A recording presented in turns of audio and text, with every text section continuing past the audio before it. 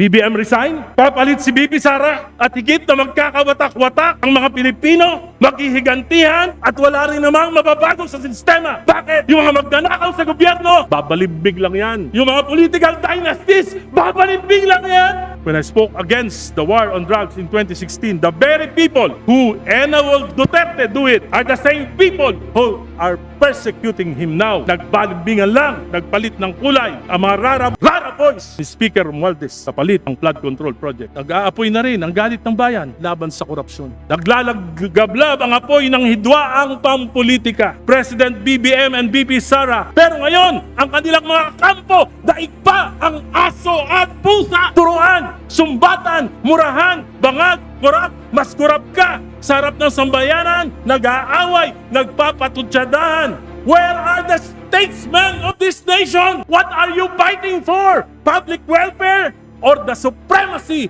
of your political dynasties? Ang mga DDS daw ay kulto. Dilawan at Pinklawan daw ay nagsasantu-santuhan, kurap din naman. Mga alta di sosyal. Sinusunog tayo ng sarili nating paghusga sa kapwa. Wala na ba talaga tayong maaring pagkaisahan? Hindi nangyari yan sa kasaysayan ng mga naging pangulo sa Pilipinas. Pinabayaan niya. Hindi siya kumibo. Yung kabinete niya, hindi kumibo. Specific yon. Kaya na-delay na lahat ng mga proyekto. Hindi pa rin kumibo ang pangulo. Hindi pa rin kumibo ang kabinete. Number one na may problema, command responsibility ang ating Pangulo. Ikaw ang nagsimula ng investigasyon na ito, pero di mo sinasagot kung bakit hinayaan mo na salaulain ng Kongreso ang 2023, 2024 at 2025 GAA. Mr. President, you owe it the people. Magpaliwanag ka, huwag kang magtago sa mga spokesperson mo na nagpapalusot lang. Hindi ko pinagre-resign si BBM. Managot ang dapat managot. Mas lalong nagiging magulo. Merong proseso, merong sistema. Nagkataon lang na malamang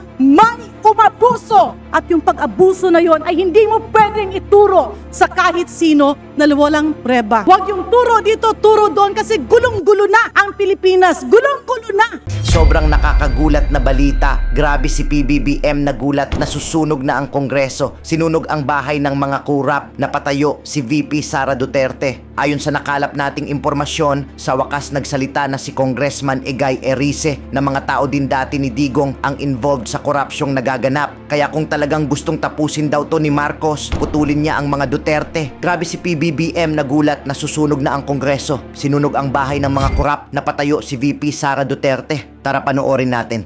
Mr. Speaker, kanina narinig ko yung katapusan ng speech ng ating kasamahan, si Congressman Erice, when he mentioned yung mga spokesperson ay nagpapalusot lang. Can he expound on the specifics of this crucial allegation? Well, Mr. Speaker, distinguished colleague, kita naman natin yung mga sagot ni spokesperson Claire Castro. Kung naririnig po siya, kuminsan po, parang na-imagine ko, pag galit na galit sa akin yung asawa ko, ayaw ko na marinig yung mga susunod pang sasabihin. Sapagkat, bukod sa acerbic, nililigaw po at instead na magkaroon ng clarity sa mga tanong, ay ibinabalik lang po sa ibang mga issue. Kaya sa tingin ko Mr. po, Speaker, can we categorically ask the Honorable Erice what specific statement of the spokesperson is he referring to and is alleging to as palusot? well, for example, the 100 billion in insertions, dapat sagutin po yun. Hindi pwedeng sabihin na baliwala yun.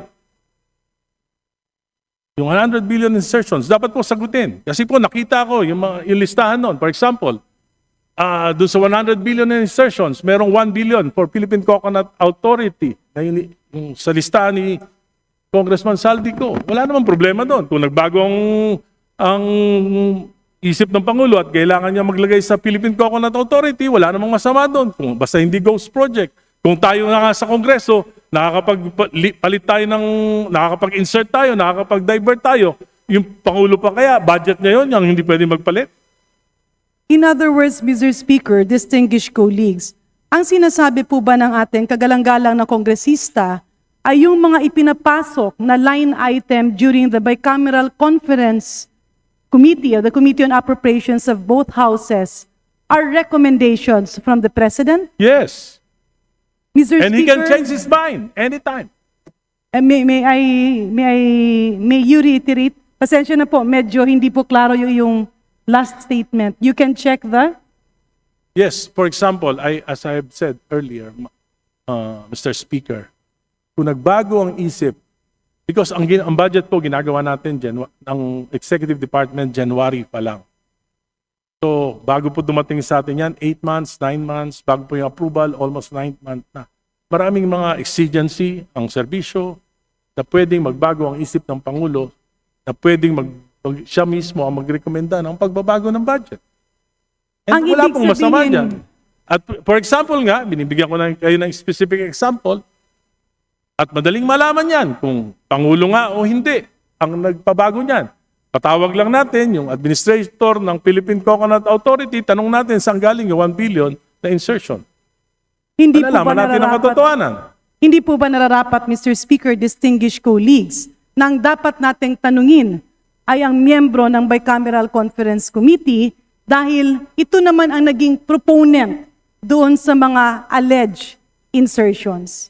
Ang sa akin lang, Mr. Speaker, distinguished colleagues, is orient me, my distinguished colleague, Honorable Erice, paano po ba ang nagiging sistema ng budget process? Kasi sa pagkakaintindi ko, ang budget call starts during the month of March, where all cabinets present, defend their budget. It reaches the cabinet sometime in April, and after that, it goes through the series of vetting, after which it is transmitted to the House, both houses, Congress and Senate, for deliberation after the State of the Nation address. Pagkatapos po doon ay nagiging GAB, nagiging GAA, pero doon po merong prosesong first reading, second reading, third reading, bicameral conference committee meetings, at nagkakaroon na nga ng pinal na bersyon kung saan pinipirmahan ito ng presidente bilang pagsang-ayon doon sa ginawa na ng both houses after deliberation. Tanong, Mr. Speaker, nagbago po ba ang prosesong ito? At kailan po ito nagbago? Noong 19 Congress po, Mr. Speaker, nagbago po dahil napaka-super majority ang ating Kongreso. Alin po At ang napakamalakas specific... po. Nung nakaraan po, wala po ako, nandun po kayo. Nung nakaraang 19 Congress, naroon po, Mr. Speaker, si Congresswoman Garin. Ako po, wala nung 19 Congress. Pero alam po natin na napakalakas po ng Committee on Appropriations Chairman noon na si Congressman Saldico. Palagay ko po, hindi ganon, hindi mangyayari ito sa ating national budget. So ang naging problema, Mr. Speaker, ay ang naging kinatawan or head ng Committee on Appropriations, pero hindi na bago ang proseso ng pag-a-approve ng budget.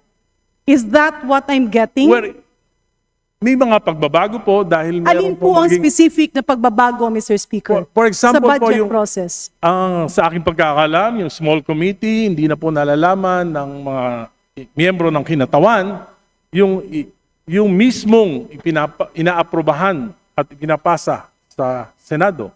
So Pangalawa dito sa mga pagbabago, meron pa po.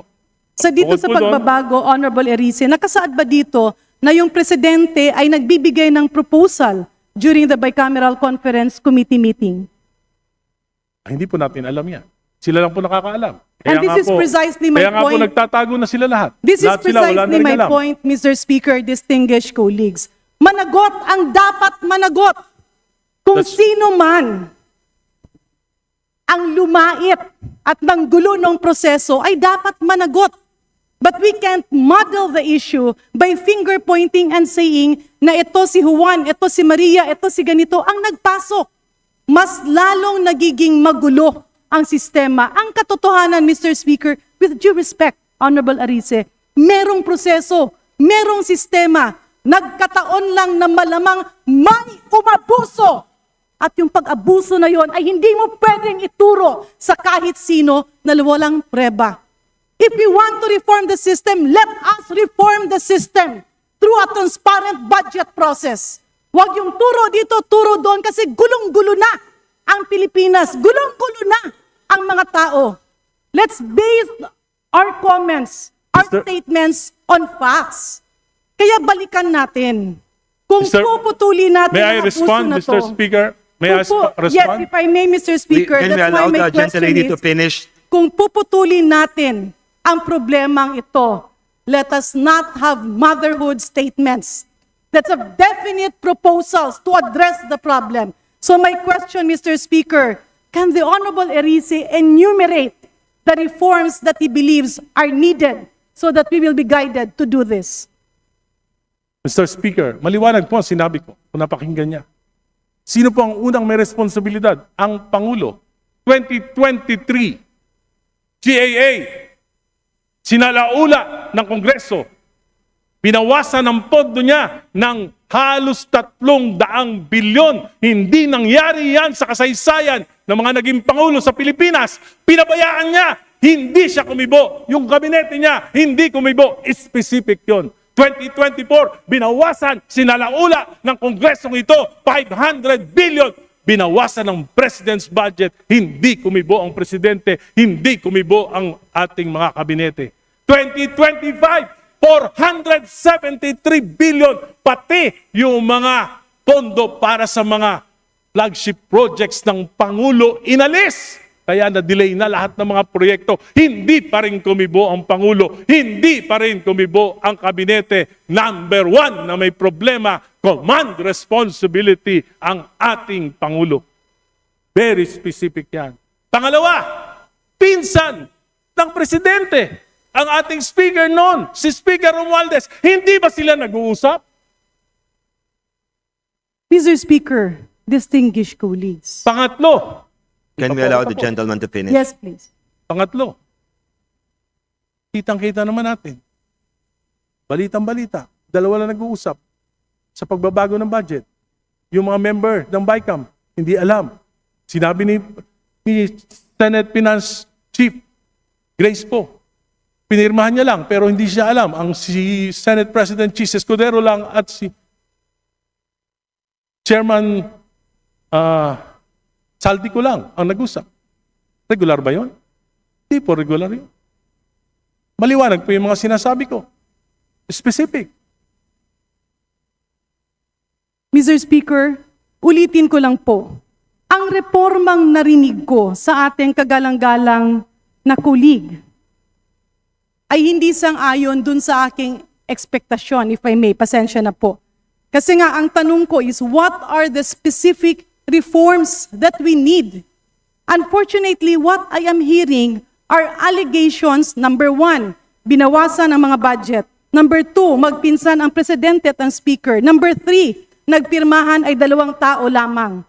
Mr. Speaker, distinguished colleagues, andyan nga ang problema. Nakita ngayon ay hinahanapan ng solusyon. And if we are talking about reforms, the reforms should actually be on accountability, on transparency. Ano bang reforma? Number one, transparent budget process. Number two, napaka-imposible naman na pipirma ka ng mga bagay na hindi mo alam. Kasi ang pumipirma ng budget ay ang bicameral conference committee members. In other words, balikan natin. If we need reforms, babalik tayo, totoo ba na nahimik ang mga kabinete? Totoo ba na lahat ng budget ng kabinete, there are a lot of problems, and that is why we are in this series of investigations. But it will just add chaos. If we will take advantage of the situation and instead of demanding for genuine reforms, we twist the situation and talk about politics. In other words, Mr. Speaker, distinguished colleagues, tama naman. Natuldukan ito, hanapan ng solusyon, and push for genuine reforms. Pero kung ang naging mali ay merong bumaluktot sa mga bagay na hindi dapat baluktutin, yun ang dapat managot. But we cannot pull down our people and our government by not proceeding to concrete investigations that will really pinpoint the problem of all of this. Mr. Maraming salamat, Mr. Speaker, and of course, with due courtesy to Congressman Erice, I am with you in calling for reforms. But if I may appeal, let us push for individual concrete reforms that Congress can perform.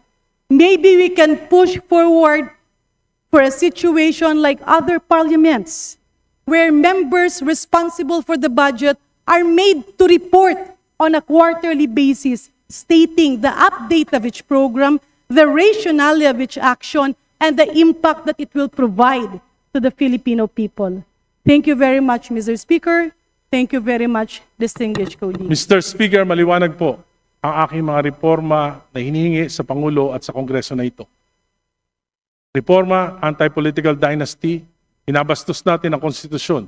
Ayaw natin magpasa ng anti-political dynasty bill o law sapagkat against our interests kahit na ang kahulugan nito ay hindi pagrespeto sa konstitusyon. At alam ko po na ang isa sa dahilan ng korupsyon, yung papataba ng mga political dynasties. Pangalawa, alam ko po, balimbingan, walang prinsipyo, pagpalit ng partido kung saan makikinabang, yan po ang pangalawang dahilan ng korupsyon. Pangatlo, campaign finance reform, hindi naman po makatwira na yung paggastos. Kaya po, bumabawi sa korupsyon. Pang-apat, hinihingi natin, empower natin yung ICI para maimbestigahan yung korupsyon. Maliwanag po yung mga hinihingi ko na reforma. Kung sincere ang gobyerno, gagawin nila ito. Pero kung gusto business as usual, baka sakaling makalimutan ng tao, hindi gagalaw ang gobyerno. At ang hinihingi ko po, hindi extra-constitutional. Hindi ko pinagre-resign si BBM. Ang sinasabi ko po, within the framework of the Constitution, we should initiate reform. Para naman sa bayan, wag naman para sa sarili na lamang. Salamat po. Majority Leader. Mr. Speaker, I move to recognize the gentleman from the 2nd District of Caloocan City, Representative Edgar R. Erice, to avail of the privilege hour. There any objection? There hears none. Representative Edgar Erice from the 2nd District of Caloocan City. You have the floor, sir. Thank you, Mr. Speaker. Mga kasama sa 20th Congress. The Filipinos are confronted with a choice between the devil and the deep blue sea. Iyayanig, lumulubog, nag-aapoy ang buong bayan, hindi dahil sa mga lindol, bagyo o sunog, kundi dahil sa higit na lumalalim na krisis na sumisira at nagpapabagsak sa ating bayan. Our nation is in deep crisis. We must realize that we are facing a political, economic, and moral collapse. At kung patuloy tayong mananahimik, kung magbubulag-bulagan, kung magbibingi-bingihan, at magiging manhid sa kalagayan ng bayan, ang barko ng ating bayan ay siguradong lulubog at malulunod sa hirap at pasakit ang mga mamamayan.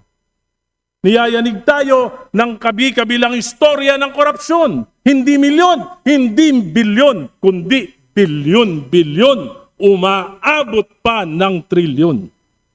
Inaakusahan, kasabwat ang mga pinakamatataas na pinuno ng ating bansa, Pangulo, Pangalawang Pangulo, mga senador, tayong mga kinatawan, mga gabinete at marami pang iba. Hindi lang DPWH, kundi halos lahat ng ahensya ng gobyerno, mula nasyonal hanggang lokal, hanggang barangay, pati na sangguniang kabataan. Gawain ng matatanda, natututunan, ginagaya ng mga kabataan, akala nila normal na lang ang katiwalian sa pamahalaan. A degradation of governance, degradation of the values of our people. Nung lumulubog na rin tayo sa utang, halos 17 trilyon na ang national debt as of April 2025. Nung panahon ni FBR, iniwan niya kay GMA ang 2.7 trilyon na utang. Si GMA, 5.1 trillion ang iniwan niya kay Pangulong Pinoy. Si Pinoy, 5.9 trillion ang iniwan niya kay Pangulong Duterte. Kay Pangulong Duterte, dumoble ang utang. 12.79 trillion ang iniwan kay Pangulong BBM. At ngayon, sa 3 taon pa lang ni Presidente Bongbong, 16.79 trillion na ang ating utang. Malamang, higitan pa ang utang na iniwan ng nakaraang administrasyon. Ang masakit, karamihan ng utang ay sa korupsyon lang ang kinapupuntahan. From fiscal discipline under President Aquino that resulted in the first ever investment grade ratings from Fitch, Standards and Poor, and Moody's Investment that Duterte and Marcos administration turned it into a fiscal disaster. The foreign investment inflows that reached $7.08 billion during the Aquino administration were wiped out by the 2 succeeding administrations. As of 2025, the net outflow in foreign investment total $7 billion. Umalis na po ang mga foreign investor. Ang palitan ng piso sa dolyar halos umabot na ng 60 piso. Bagsak din po ang index level ng stock market to an all-time low. Ngayon po, 5,500 base points. Pati ang mga inaasahang interest na ipon ng mga senior citizen, binuwisan ng 20%. Nangangamba ang mga bankero na magpapalipat-lipat na lang ng depository banks ang mga senior citizens na umaasa sa interest ng kanilang savings para mabuhay. Pati ang dollar deposit from 15 naging 20%, maaring ilabas na ng bansa, mga depositors, ang kanilang dolyar. Rather than rational public policy, the government opted for propaganda, lowering material prices in government construction and scrapping flood control projects. Bagsak ang construction industry, bagsak ang government spending, bagsak ang negosyo, maraming mawawalan ng trabaho. Just last week, the PSA announced that the GDP slowed down to 4%, way below the target of 5.2%. Ang Aquino administration naresolba ang 66,000 classrooms backlogs sa pamamagitan ng pagtatayo ng 180,000 classrooms.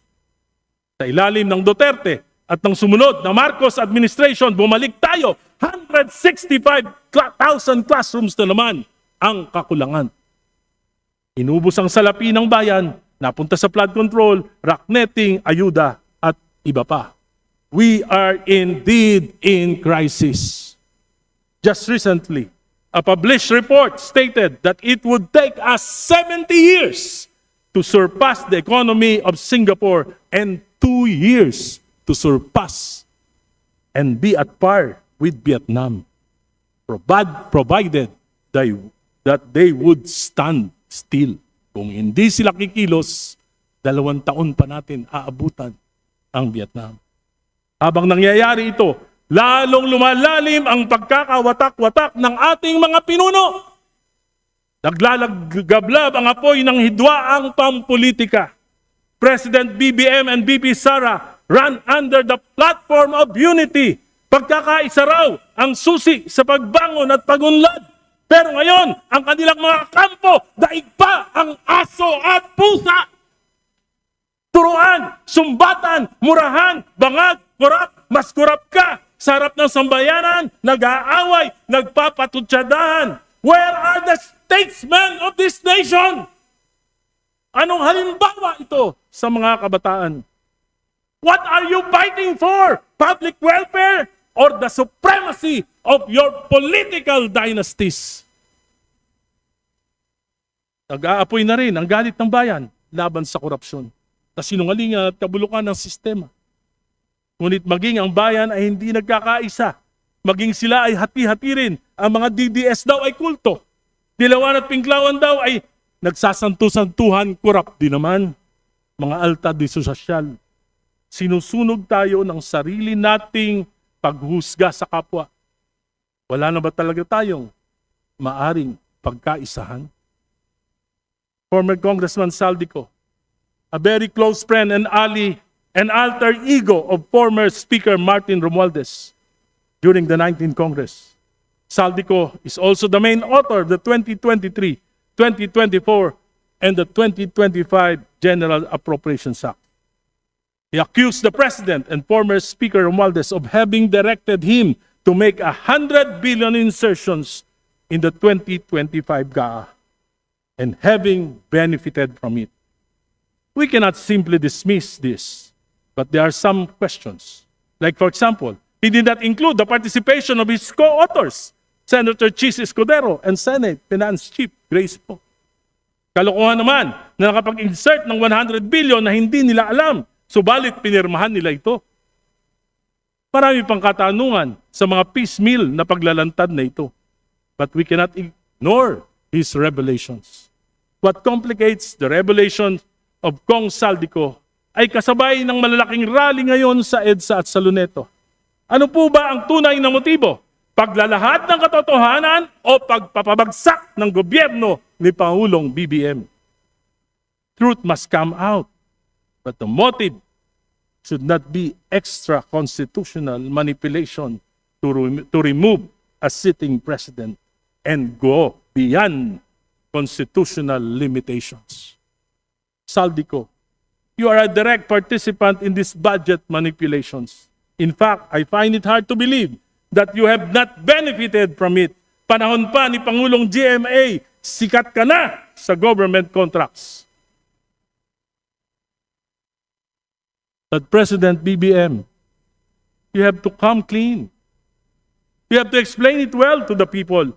Ikaw ang nagsimula ng investigasyon na ito, pero di mo sinasagot kung bakit hinayaan mo na salaulain ng Kongreso ang 2023, 2024 at 2025 GAA. Noong 2023, some 300 billion were inserted and diverted by Congress. Di ka kumibo. Pati na ang gabinete mo, hindi kumibo. 2024, more than 500 billion were inserted and appropriations were diverted. Hindi ka pa rin kumibo. Ang gabinete mo, hindi rin kumibo. 2025 GAA, 473 billion were inserted and appropriations were diverted. Di ka pa rin kumibo, maliban sa 29 billion na binito sa dahilang mas lumaki na ang pondo ng DPWH kaysa DepEd, which will make this 2025 GAA unconstitutional. Parang imposible na hindi mo alam ito, Pangulong BBM. Not knowing that hundreds of billions in your budget proposal year after year for 3 years is unimaginable. This is a question of complicity or competency.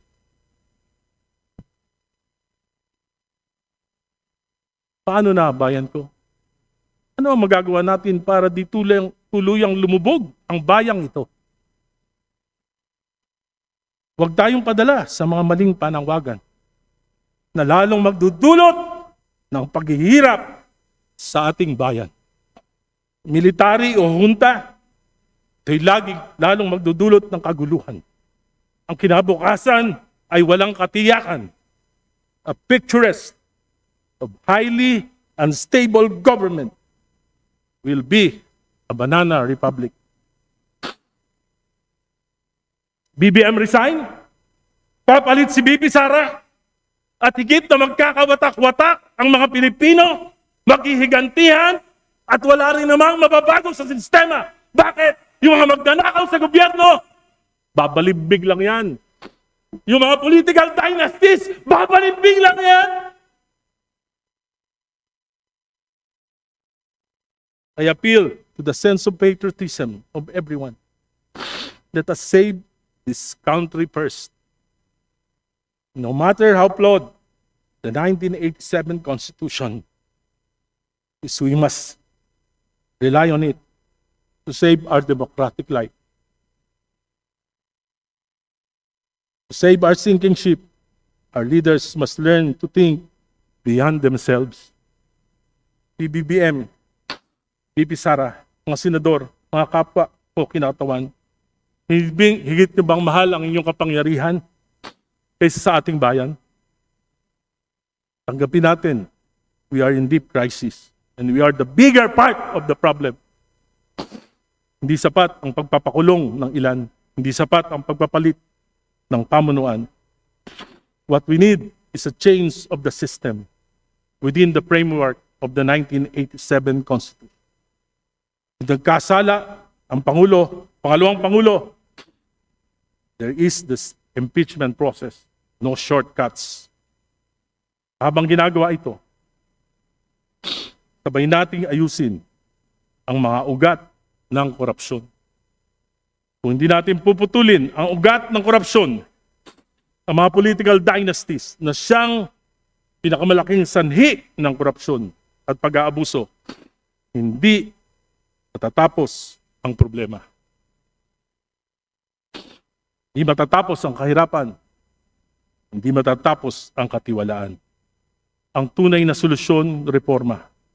Kung iwawaksi natin ang pagkagahaman sa kapangyarihan, maaari pa nating mailigtas ang bayan. Within the framework of the 1987 Constitution, we can create genuine change. Naniniklod po ang bayan natin. Tapusin na natin ang palalang political dynasties, ang ugat ng korupsyon, pag-aabuso. Let us pass the enabling law, Article 2, Section 26 of the Constitution. The anti-political dynasty provision that we have ignored for decades simply because of self-interest over national interest. Napakadali po nitong gawin natin kung gugustuhin lang natin. The gentleman is requested to wind up. Pardon, The gentleman is requested to wind up. Can I just request for another 5 minutes? Majority Leader. The sense of this whole speech is in the dispositive portions. Bababaliwala po yung buong speech kung hindi The maririnig. gentleman has the additional 5 minutes. Thank you. Kapag ang kapangyarihan ay umiikot lamang sa ilang pamilya, hindi totoo ang demokrasya. Ito ay ilusyon lamang. Power and wealth are recycled, not redistributed. Positions are inherited, not earned. Mag-ama, mag-asawa, magkakapatid, palitan sa pwesto. Sa buwatan, walang check and balance sino ang mag-iimbestiga sa kapamilya. Ang halalan ngayon ay hindi na tunggalian ng plataforma, tunggalian ng apelido. Magagaling na kabataan, wala nang tsansa. Meritocracy has no place in this country anymore. Elections become predictable, parties become irrelevant, governance becomes hereditary. Kapag isang angkan ay ang may control sa executive at legislative accountability ay nawawala. Dati ay monopolyo ng mga Duterte, ngayon ay monopolyo ng mga Marcos. Ano nangyari? Supermajority, walang check and balance, lusot ang korupsyon. Mga kontrata at proyekto na pupunta sa mga kapamilya, kaibigan, ghost projects, substandard projects, manipulated procurements. Ang mga congressman at mayor, sila na ang kontratista gamit ang lisensya ng mga diskaya. Binabaha, nililindol, nasusunugan, nagugutom na ang mamamayan, ninanakawan pa. Kung ang mga proyekto ay pamumulitika, di batay sa pangangailangan, walang kahinitnan ang bayan na to. Both buying disguised as social aid programs used to keep dynasties in power. Kaya bawat eleksyon, pataba ng pataba ang dinastiya. Pahirap ng pahirap ang mamamayan. Dynasties make poverty functional. Ginagamit ang kahirapan. Filipinos are kept dependent, not empowered. Mr. Speaker, and our people see the same surnames, elections after elections, mawawala na sila ng tiwala until they lose faith in the nation itself. Political dynasties destroy party principles. Parties become convenience stores, not ideological but transactional. When I spoke against the war on drugs in 2016, the very people who enabled Duterte do it are the same people who are persecuting him now. Nagbalimbingan lang, nagpalit ng kulay. Corncultism has become normal in the Philippines. Isang bagay na kahihiya-hiya sa ibang bansa. Ang mga rara boys ni Pangulong Duterte noon, rara boys ni Speaker Romualdez. Kapalit ang flood control project. Mr. Speaker, I would like to believe that there is still hope. We can still fight back. We can still move forward. We can still move forward if we will pursue reforms within the framework of the Constitution. So I dare say, President Marcos, your family has benefited, so been blessed by the Filipino people. You were able to come back after your father's 21 years rule. VP Sara, you and your family have been so blessed by the continued support of the Dubagueños and many Filipinos, distinguished senators of the Republic. You have been blessed. Marami sa inyo. Buong pamilya, senador na, tatay na bilyar, nanay na bilyar, mga anak na bilyar, may subdivision na, may mining pa, may daang hari na, may prime water pa, tama na, sobra na.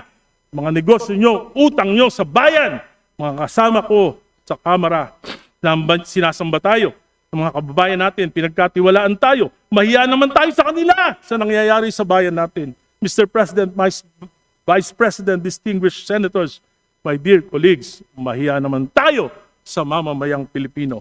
The only way forward is through genuine political reforms. Though painful, though against self-interest, it's the only way to save our nation. At tayo lamang makakapagbigay nito sa mamamayang Pilipino, maaari ba pagkaloob na natin sa kanila ngayong Kapaskuhan? I call on President BBM, include these reforms in your legislative agenda and certify them as urgent. I call on Vice President to support this. I call on Congress to enact this. Number 1, a strong anti-political dynasty law implementing Article 2, Section 26 of the Constitution. Bawasan ang taba, bawasan ang kasopangan, lugmok na ang bayan. Number 2, an anti-turncoatism law to build real and principled political parties. Tapusin na ang balimbingan. A campaign finance reform law to level the electoral playing field. Number 4, a law empowering the Independent Commission on Infrastructure to investigate and prosecute corruption and break the chain of abuse and impunity. Bigyan ang ICI ng contempt powers. Bigyan ng karapatan na halukayin ng mga dokumento ng mga contractors. Bigyan ng sariling pondo at tao at sa lahat ng mga inaakusahan dapat humarap sa ICI pati na ang Pangulo. President BBM, you have established the ICI, but it is obvious that its powers cannot withstand the influence and manipulations of your closest allies and relatives who have benefited from the corruption in government infrastructure. The ICI must not be the instrument of Malacanang, but the spear and shield of the people against the corrupt. Madaling gawin ito.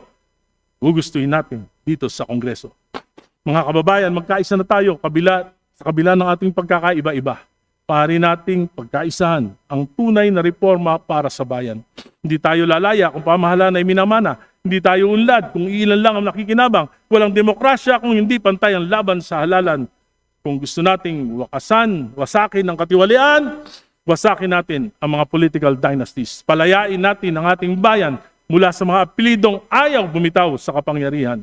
Kaya kung hindi ipapasa ang mga batas na ito sa 2028, isumpa nyo, bayan ko, yung mga pare-parehong apelido. Hintayin natin ang 2028 elections, pumili tayo ng tama. Pasensya na po, hindi ako naglilinis-linisan at hindi ako nagbabanal-banalan. Sa 50 taon ng paglilingkod ko, kalaban ko 4 na dinastiya sa aking lungsod. I am battle-scarred. Maraming beses ko na pong kompromiso ang aking prinsipyo para makasurvive sa politika. Subalit ngayon, ako ay may pinagkatandaan. Habang tumatanda, gusto ko po tumitino.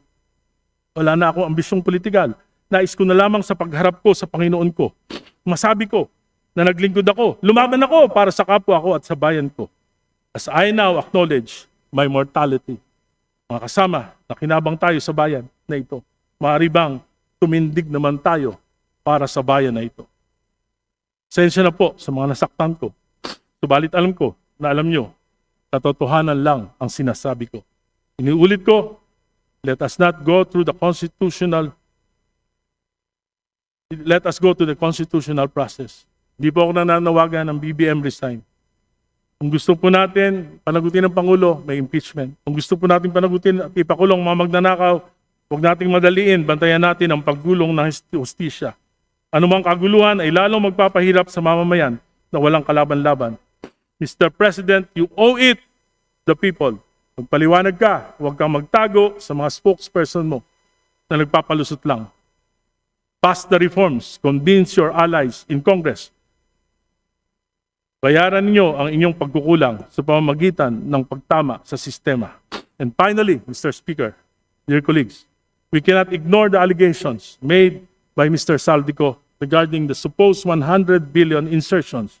Madali namang malaman ang katotohanan. Therefore, I respectfully move that we call the Secretary of the Department of Budget and Management, the Secretary of Finance, and the NEDA Secretary to a question hour here in Congress as soon as possible.